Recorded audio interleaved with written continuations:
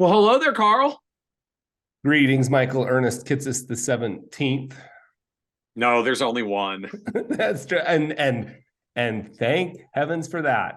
That would be wild. As cool. I know. I still Imagine think it trying would to be keep cool up to with clone weekend myself. reading. Imagine trying to keep up with weekend reading if there was more than one. Yeah, that would be. Well, to be fair, like I already buffer everyone from weekend. Like my reading list is a lot worse than what you see in weekend reading. Like you're I'm already sure getting this is the condensed version. view. As nice as it would be to have like a clone to do more. Although I like whenever I think of clones, I think of that old I like 90s movie Multiplicity with Michael Keaton, where like he keeps making clones of himself, but the clones are like not quite as sharp as the original. And then when the clones clones themselves, and like copy of a copy is never quite as good as original, so he ends up kind of being a dunce. And like I can't think cloning and not see like the downward spiral of that wonderfully adorable like 90s rom-com movie.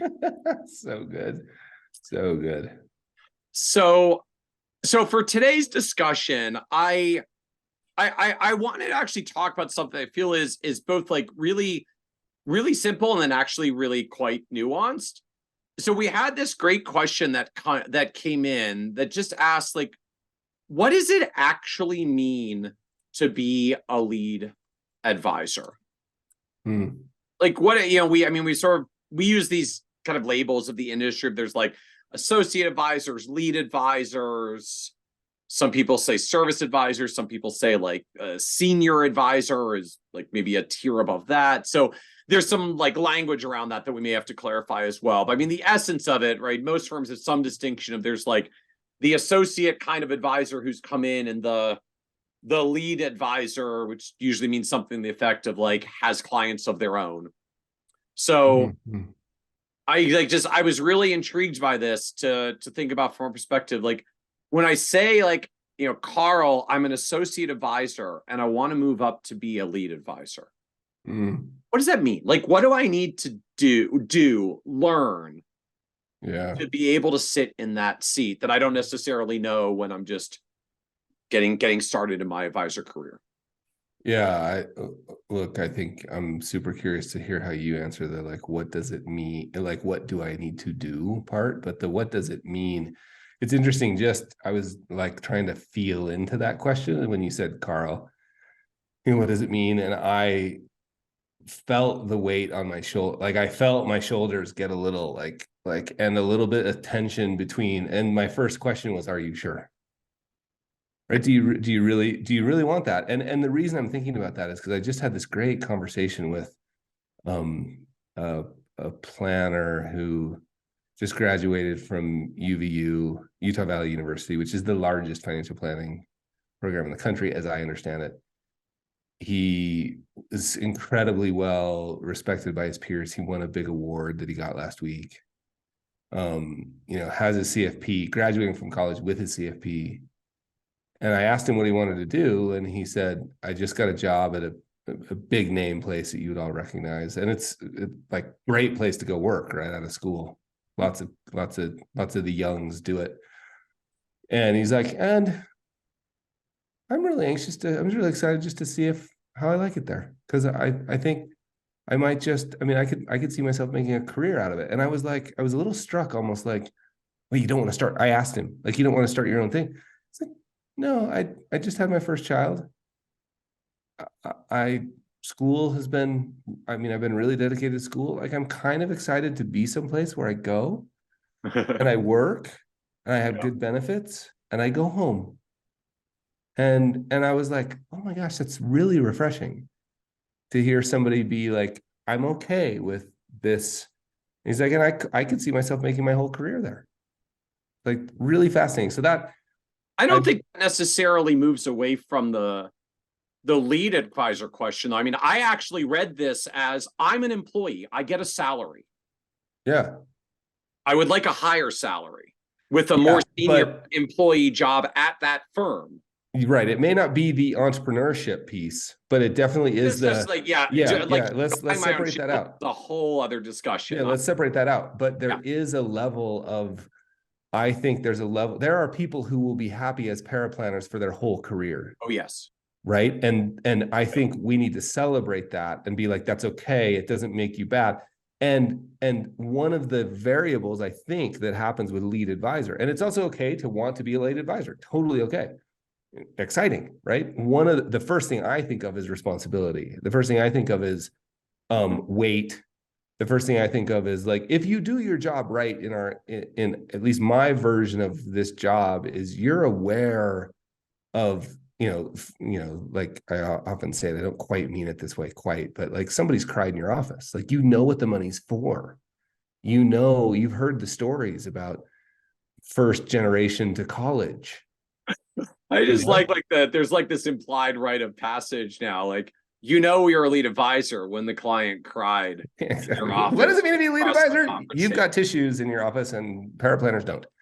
That's not it at all. But all I'm saying is that's what comes to my mind is like, hey, I've got a little bit more responsibility.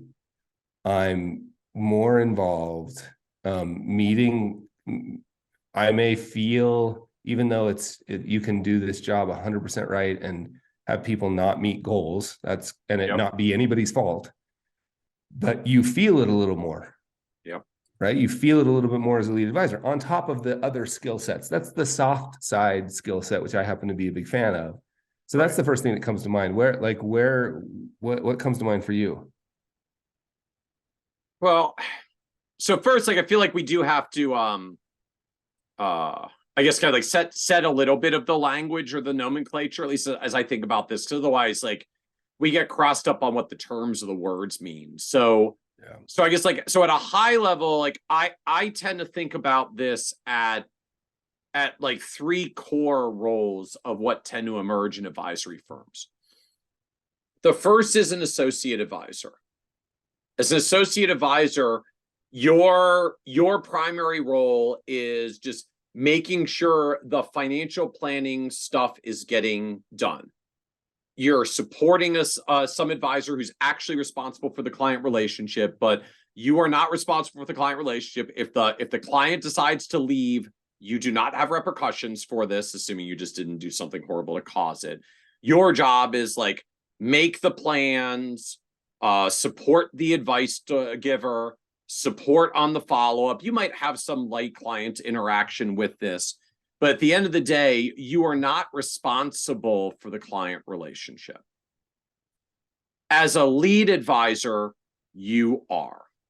Mm-hmm. To me, like, the whole crux of being a lead advisor means if that client stays or goes, it's on you. Down the point of like, if too many of them decide they don't want to stay, your income's going down or your job's in jeopardy. Like, that's, per your discussion about weight of responsibility, like that's what it means to be in that seat. And different firms do use different labels. Some will call this lead advisor, some will call this service advisor. The reason why I think that distinction is meaningful is there is a next tier up from that I would separate, which some firms will call senior advisor, some frankly just call partner, where you're expected to bring business in, where you're expected to do business development. And at least if we're going to sort of talk about an employee model, because obviously if you're hanging your own shingle and you're running your own business, all of this is different. But when I think about it from an employee model perspective, that's kind of three tiers. Like, make sure the planning analyses and stuff is getting done and support the advice process. Actually be responsible for whether the clients at the firm remain clients of the firm, and then go get new clients of the firm. Because there are a lot of advisors out there like wonderful with relationships and managing clients, cannot necessarily go get new ones. Like, that's not their skill set. They're fantastic at servicing the ones that they've got. So I do think it's important to separate out business development roles. We'll call that like a senior advisor versus a lead advisor or service advisor, where my role is just, here are the clients, make them stay. Like, give them the advice and the service. No, just like forcibly make them stay. Like, give them the advice and the service. You are the one that's responsible for earning their business and making sure they stick around. And the key distinction to it, I think, relative to me, like what it really means to move up from an associate advisor to a lead advisor, it's not just about whether you can communicate with clients and like be relationshipy while you give advice. To me, the crux of what it means when you're a lead advisor is that you actually manage the relationship. You actually manage the client's interaction with the firm, which means I'm not just available to answer their advice questions and provide good service. That means like, oh, the client who's making unreasonable requests of the firm and keeps asking for one-offs, like, to be able to have the conversation with them, I need you to understand how we operate here at the firm. What you're asking for is not a service that we're able to provide. And you have to have that conversation in a way that hopefully they still actually stick around. Or, I don't appreciate how you're speaking to our team members. We're going to have to ask you to stop being a client if you can't treat our staff appropriately. Having those types of conversations, just managing actual expectations of the client. Like, yeah, we were up, whatever, we were up 17% last year, not actually, example only. We were up 17% last year. But, that's not actually a realistic expectation. We will not do that every year. In fact, we'll have a year where we could be down 15 or 20% in bear market. Let's actually pull out your statement, pretend that we're down 20%. Tell me how that feels. Let's talk about that, because I'm trying to manage your expectations down and prepare you for what happens in the inevitable bear market, so that when the actual bear market comes, you don't freak out and blow up on me. So like, what it means to actually manage the relationship, I think, is a really powerful thing. And it's more than just saying, I give good advice and I establish good relationships. So, therefore I should be so icy and likable that they'll just stay with me. How does one go about doing that? Like, to this advisor's question, like, I'm an associate advisor. I want to become a lead advisor. What do you do in the context of a firm that operates the way you just described? Practically speaking, I will admit, like, I actually don't think there's a lot of good training out there on this. The best I've seen by far is Philip Palaviv has a book called G2, like for G2 advisors. He's also got a whole G2 Leadership Institute thing, but he's got a book, like, I think it's G2, The Next Generation. And it has some really good discussion about managing client relationships, what it really means to start crafting and learning that skill. From like a slightly more practical perspective, I mean, there are only two ways that I see advisors I've seen advisors in practice learn this. You do it, and you learn by school of hard knocks. Like, the firm gives you some opportunities. And I think in practice, it's why a lot of firms are like, you can start having some of the smaller client relationships, because frankly, like, you have to learn this. Not a lot of people do it naturally. You can learn by the school of hard knocks, but if you're going to learn by the school of hard knocks and lose some clients along the way while you learn the lesson, I'm going to manage the stakes by having you learn with clients that do not cost quite as much revenue when this doesn't go well for you. So you learn by doing.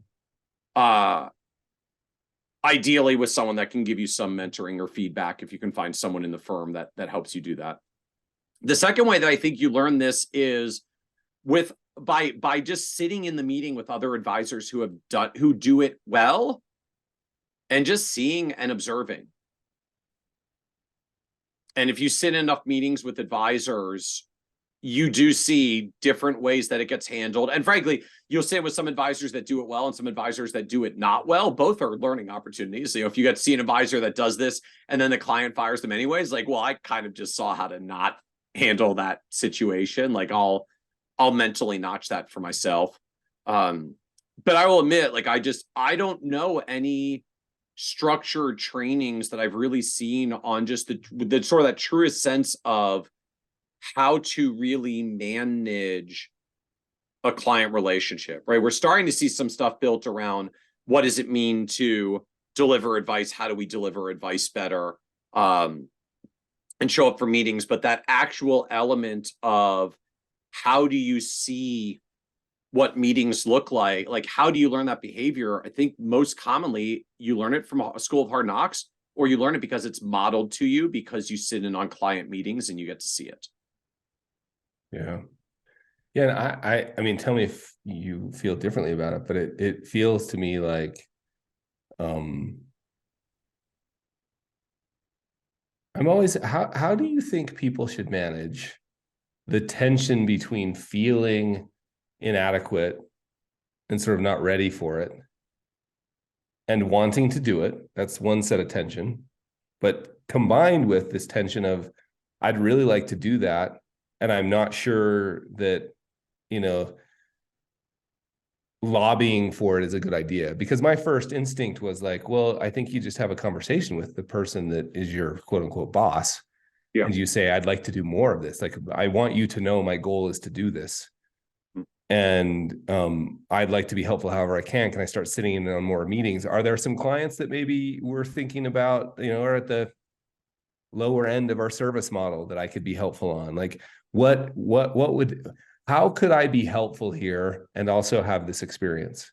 Like, how do you manage that tension of not, of being maybe a little worried about imposter syndrome, a little bit, but also a little worried about, like, am I stepping on somebody's toes by saying, hey, I'd like to do more of this? Because my experience is you're not stepping on toes. Like, if you're in the right place, the people would be excited to know that, but often they don't. Yep. So, well, look, I mean, on the first part around the imposter syndrome dynamics, I mean, I call back some of our prior episodes. I unfortunately don't have the episode number handy, but I mean, like, we've had this conversation of, you know, do like when there's a thing you're not certain about and you're feeling some of the imposter syndrome, like, do you have to go learn it to build the confidence to do it, or do you just start doing it? And as you do it, you'll build the confidence by getting the experience and getting the reps in, right? Like, I know you're a much more, you just get in there and start doing it, and that's what builds your confidence skill set for you. I'm very much the other end, right? Like, I had to get the alphabet soup first before, like, I had felt like I had enough confidence to show up in a client meeting and not feel like an imposter. So, I mean, ironically, I think if the leaning is more in your direction, they're probably just like shooting off trying to do it already. So I'm going to guess that's probably not the listener who's struggling with this. They're probably going to guess they're a little bit more on my end of, like, I'm trying to figure out what I do to invest in myself and move up. So I guess one thing I will just say is, like, get Philip Halaviv's book, or like just get the G2 book. I'll also give a shout out for, like, Hannah Moore's externship. So good. Like, yeah. internship, but externship. It's essentially like a multi-week virtual course program where you just get to see a whole bunch of advisors delivering various parts of their financial planning meetings. Just, you get to see a whole bunch of advisors delivering various parts of their financial planning meetings, right? Because the extent that you got to see it to learn it and observe it, the more seeing time you get, the more that helps. You know, if the dynamic ultimately is, like, just I need to see it more and more, I need to get more at bats, which means, like, how do I do this within my firm? I mean, I think, Carl, you went to the two places that I would be going, right? The first is asking, like, can I sit in on some client meetings? And as you've noted, like, you know, if you want in, and I mean, this is a good exercise in and of itself about what it means to manage relationships, manage expectations, and make this work. Like, I'd like to sit in on the client meetings because I'm trying to move up. That's all about you. Could I sit in on client meetings and help capture the notes? Because I've noticed, like, you don't love entering them in a red tail afterwards. If I could come to your meetings, I'll capture all of that for you, plug it in the CRM, and I'll even prep a follow-up email for you so that you can go and fire that off, and I'll make your life easier. Well, okay, now if I'm a senior advisor, like, that feels a little bit easier to say yes to, because, like, you're not asking for you, you're asking for me. I mean, you're asking for me because you want something out of it. That's fine. But, like, again, if you want to manage up to get the opportunities, you have to actually manage up, which means finding what's in it for them, not just what's in it for you, and making your case in a way that's compelling to them. Because frankly, if you could practice that skill set with your boss, it will be very helpful when you need to do it with clients as well, or bring clients on board, or get clients to stay on board. So, you know, getting into client meetings, even if I'm just going to be silent note taker, is a great start. But if I got to sell my boss on that, like, can I take your notes for you? Can I prep the follow-up emails for you? Can I plug all this in a red tail for you and kick off the workflows? Like, can I do this for you so your life gets easier, because now you want me in the meeting because I'm making your life easier. And now I get Yeah, to see and I get to hear, and I start getting my reps in.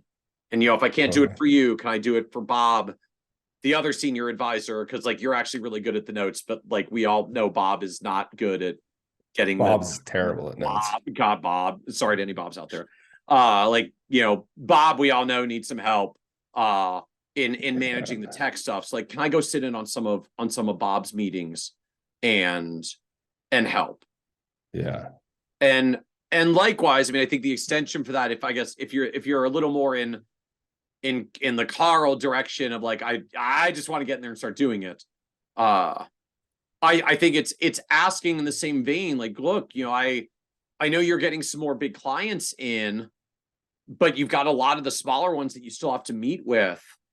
What would it look like if I sat in on the meeting with Harry and Betty next week and tried to support on some of it? It goes well, then I'll take the meeting next time they come in, and you don't have to meet with them anymore, and Yeah, I'll be responsible for it. totally. Right? If you're plugged into an advisor or a team, like you know who the clients are that are probably not the best fit for whoever the lead is at the top of the team, where it might be a little bit of a relief if you would just take some of them over. Yeah. Yeah, I think that's super good, because I and it can even go so far as like, hey, in order for the firm to grow, like you've told me a bit about the goals that you have for the firm. In order for this to happen, like the best thing we could possibly do is have you moving upstream a Yep. bit. And I'm happy to help by taking care of clients that maybe I could handle and would be served well by me. So it's in service of, and I don't even think that's tricky, like that's just literally in service of the overall goals of the business, which you are part of. Mhm. And if I mean, that's always, to me, that's always it should be the default setting of like, how can I, it's not about me. Of course, yes, I'd like to learn to do this thing. Are there things that would be beneficial to me that would be helpful to the business, helpful to you? How can I serve? How can I be helpful? It feels to me like there's got to be opportunity. I mean, I just know I would love somebody to come along and say, hey, can I do the thing that you're doing right now that doesn't serve the business well?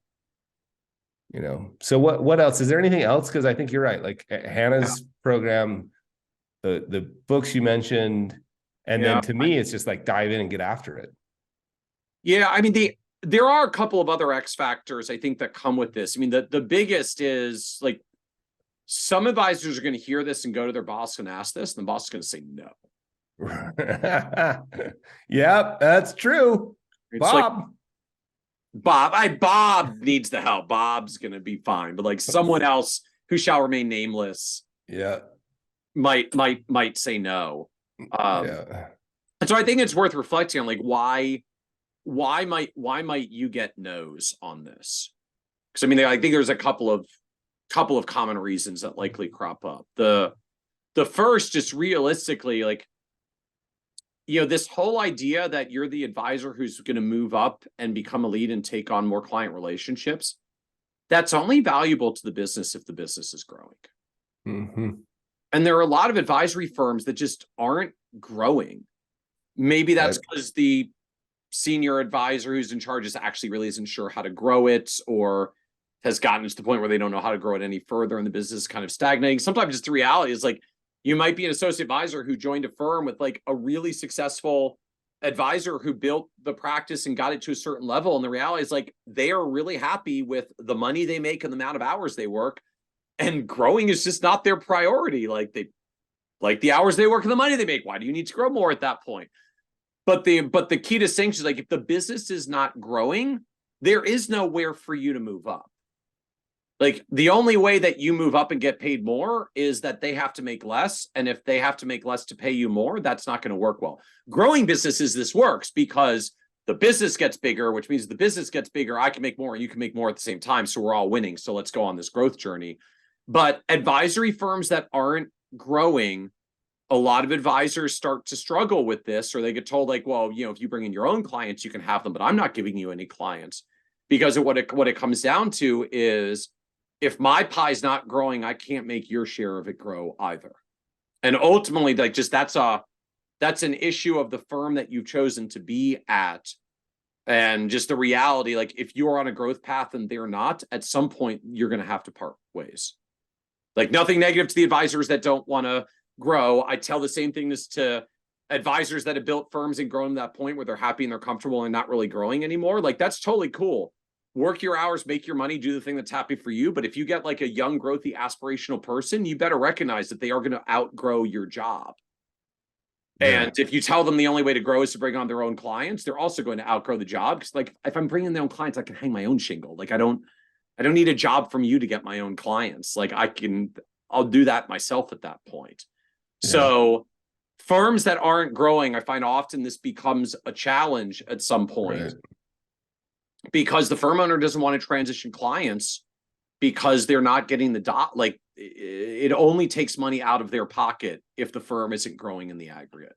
So that's more of a choice of environments than really a conversation thing per se. If the firm's not growing, the firm owner doesn't want to grow because they're happy with their hours and their time. Like, the only way that situation changes is if you change it. They're not likely changing it at that point because they've built the thing they're happy with. Yeah, I agree. I've heard that a lot. That and you know, in fairness, there are plenty of firm owners that think they want to do that thing, and then things change. Yeah, you know, and I've heard that a lot. Like, hey, I joined this firm because I thought there was going to be an opportunity to grow into a lead advisor, get my, you know, manage my own clients, and now it's time, and the owner has changed their mind, and they want to, and you know, that results in tension. And you know, I think in fairness, things change, and we learn, and we grow, and what we thought. The idea of growing a firm is often much cooler than the actually growing a firm. Yes. You know? So we get enamored with, yeah, I'm going to bring people on. And so, yeah, you just be patient and gracious. And if it's clear it's not going to work, then you get along, little doggy. Like, time to go do something else. Yeah.